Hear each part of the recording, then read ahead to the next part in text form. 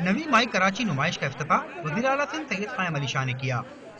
नुमाइश में पाकिस्तान समेत 8 ममालिक शिरकत कर रहे हैं। पहले रोज नुमाइश अवाम की तवज्जो हासिल करने में नाकाम रही। स्टॉल खाली नजर आए, जबकि मुल्की और गैर मुल्की शुरका ख्वाब खरगोश के मजे लेते रहे। इस मौके पर ताजिरों ने नुमाइश का क्रेडिट लेते हुए मुल्की मईशत में हुकूमती कारकर्दगी को गैर तसल्ली बख्श करार दिया। आप माशी तौर पे पूछें, यकीनी तौर पे आपके सामने रिजल्ट्स हैं। माशी पॉलिसीज हमारी ऐसी नहीं हुई हैं जिस पे हम बड़े दावे से कह सकें या फ़ख्र कर सकें। हमारी जीडीपी ग्रोथ इस खत्ते में सबसे कम हो गई है।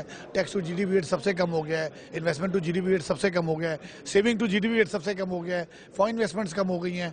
तो और इस तरह पर कैपिटल इनकम हमारी नहीं बढ़ रही।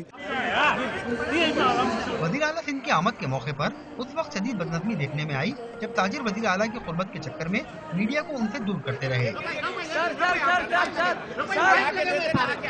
ये बड़ा अच्छा अमल है जो इन्होंने शुरू किया है और इससे इंशाल्लाह कराची की अहमियत बढ़ेगी।